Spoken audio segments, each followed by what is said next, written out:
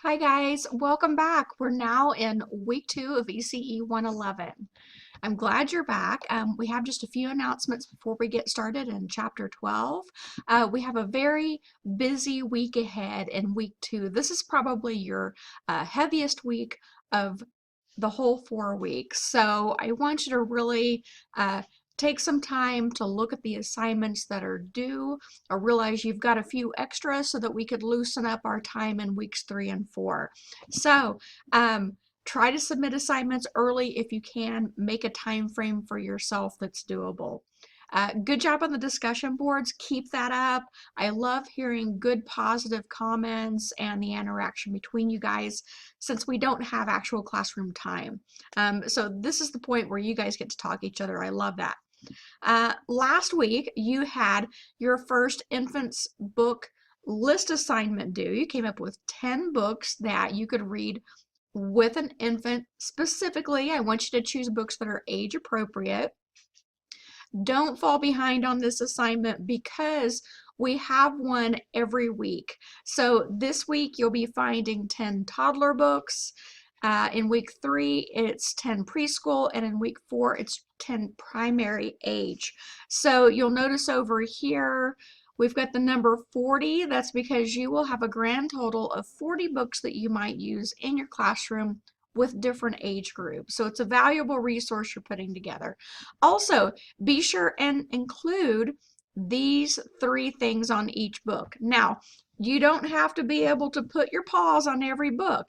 What I would like for you to do is you could go to a bookstore if you want for these books to just copy down the information, read through them.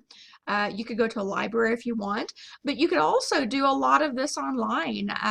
The Tulsa County Library has amazing things available online where you could search through the books. You could use Amazon, you could use Barnes and Noble online to get the information about the book and a summary. Just please put it in your own words. So you are going to put the book title of each book, the author, and a short review. Tell me a little bit about what the book's about. So grand total of 40. Work towards that. Don't fall behind. Next, our literacy kit. We talked about this in a separate video. If you look in week 1, I think it says intro and final project, I believe is how I put that. So be sure and watch that video for specifics. I want to show you an example, another example of a literacy kit. And here's a quick reminder. You need a container for the kit. You need directions, at least 1 book, a list of frequently used words from the book, a fun activity and educational activity, and you might also include a book-related stuffed or plastic toy that could be held by the child during the reading of the book. So here's another example. The Very Hungry Caterpillar. Isn't this cute? So we've got the book up at top. We have a cute container, a bag that they've used fabric paints on, maybe a little iron-on in this section. Then we have different types of fruits and foods that are represented in the book. We've also got the days of the week. Those could definitely be used as frequently used words from the book, so that'd be great. Then we've got a sorting page where you can sort words that start with the letter C and words that start with the letter B. We've got plastic animals that could be played with, and then we have a math activity called food count where they've got a picture of the food. Then the children line up how many of those foods are in the kit. So in this case it's carrots, and they put there are 4 carrots in this group. So you get the idea as it goes down, the different types of food. I'm not sure where they found these little vegetables, but they're really cute. So just an example of some things that you might have. So we would consider this could be like the fun activity, and this could be educational, although both are educational, and the toys that are included would be fun as well. So good example. All right, chapter 12. deals with language development through the curriculum again. And we want to look real quick at another pyramid like we did last week. This one is early language development, and it starts at the base of the pyramid. So newborns prefer the human voice, especially their mother's voice. And we know from research that they can recognize mom's voice as soon as they're born. They've been listening to this voice on an internal level, and uh, ever since they've developed little ear holes in the womb, and they can hear through the amniotic fluid. They can feel the vibrations of mother's voice. So mother's voice is very intimate to them. It's very special. So newborns will generally turn their head towards the voice of mom right after birth. Cooing, throaty vowel sounds, laughter, uh, first half of first year is when we see a lot of these things happening. Babbling, strings of consonants, mama, dada, and vowels happen in the second half of the first year in general. Repeated sounds like mama, dada, intonations, tone, and pitch begin to develop also. This would be the end of the first year or the first part of the second year. More recognizable words, first half of second year. Now, of course, I've seen children speak pretty well just a little over a year of age, and I have also seen some children that didn't communicate at all until about 2 years old. So there can be a wide range. It's very important that you stay in contact with your child's doctor to track development, to determine what's normal or abnormal. Then we have, by the end of the second year, the vocabulary is generally around 25 to 50 words. So they can get a lot of their points across by the end of the second year. But we also talk how important sign language is during this time. If you use this as well, they can communicate well before they can speak and let you know what's needed. It really helps cut down on some frustrations that the child has because they just don't have the words for how they're feeling or what they need yet. So be sure and research that. It's definitely an asset to use it in a daycare center from very early on. Now let's talk about monolingual, which is speaking one language, versus bilingual, speaking two languages, versus multilingual, speaking 3 or more languages. Here's some great statistics. Bilingual speakers in the world. You may or may not notice that we're not quite as multilanguage in the US as they are in other parts of the world, specifically Europe, where there are other countries and other language speakers very close by. So in the European Union in general, about 56% of their population is bilingual. In Luxembourg, about 99%, almost everybody, is bilingual. Sweden, 97%. The Netherlands, 91%, and it looks like the lowest we have is Poland at 57%.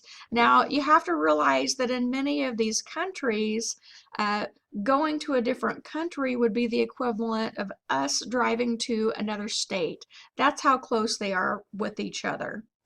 So if we look at the US, percentage of US population who spoke a language other than English at home by year, in 1980, it was around 10.97%, and in 2007, it was just almost 20% at 19.73. So I'd be anxious to know where we're at now. I think that number is growing. The number of U.S. citizens are realizing the advantage of having more than one language, and that it can sometimes open up some jobs for you. If we look at what being bilingual does for you, let's look at some of the benefits. Bilingual children internalize negative states and externalize aggression less frequently. It's like they are able to think deeper on a deeper state. And instead of getting upset about it, they're able to reason through their emotions a little bit easier. Future languages are easier to learn, and the native language is enhanced by learning another language. So if you've learned one language early on, it's easier to pick up another one. Increased executive function and decision-making skills. So there's something about being bi or multilingual that increases your decision-making skills. And that's kind of interesting, isn't it? Maybe we're using more parts of the brain when we're using several different languages. Bilinguals earn on average $7,000 more than their monolingual peers. And guys, I see a lot of job openings around the Tulsa area specifically for bilingual teachers in ECE. So they're always on the lookout for that. You're a valuable asset. Delays the onset of Alzheimer's and dementia, as well as other neurological issues. So I need to pick up another language right away. I I did take German in high school, which was a great. And the only time I really used it was when I went with my husband overseas. His parents taught on a military base. They lived in Germany. And so I found that I could recognize at least some of the words, a little speaking ability. And I discovered that even though my husband had lived in Germany for 5 or 6 years, I knew more German than he did. So that was a great advantage. However, I would love to pick up Spanish, and my plan is to buy a CD that I could play on the way to work. Since I have a little over an hour drive, then I can start picking up a second language, or I guess it would be a third. So there's a lot of benefits to being bilingual. Here we have about 30% of companies prefer multilingual candidates when hiring. Okay, I would like for you on your summary, as most of you are watching this as a summary for your points for live lecture, list some strategies for helping children learn a second language in the early childhood setting. So think of yourself in a classroom with a particular age group and let me know some of the things that you could do. What are some strategies you could use to help them learn a second language? There are a couple different types of language. We have spontaneous language, and we're dealing mainly with conversations and playing with language like a child would. Playing school, making up rhymes, making up songs, playing with language. We have lots of language activities that we engage in the ECE classroom. Books, a fantastic one. Poetry, children love poems. Storytelling, flannel board stories, much as I think it was Color Mouse book that used the flannel board. Story enactment and puppets. And guys, if you've never gone to a workshop on storytelling or book reading, you should. It'll really open up your eyes to some of the things that you can do to make your book reading or your storytelling a little bit more theatrical so that you really catch the attention of the young children. And what do we have here? A few more questions for you. How can you best support language development in infants and toddlers? So we're not talking about bilingual development here. We're talking about monolingual basically. So how can you best support language development in general in infants and toddlers? Next, what can parents do to support language development? And number 3, how can you encourage parents to support language development? Because we know as teachers, we aren't just teaching the children in our classroom, we're also having an effect on the families as well. We want to pass along some of this knowledge to make them better parents. That's our goal all around, is to impact not the children, but also the families. Okay, so give me good answers on that in your summary. And lastly, any questions that you can think of, be sure and contact me. I would love to help you out. and have a great week 2, everyone. Bye-bye.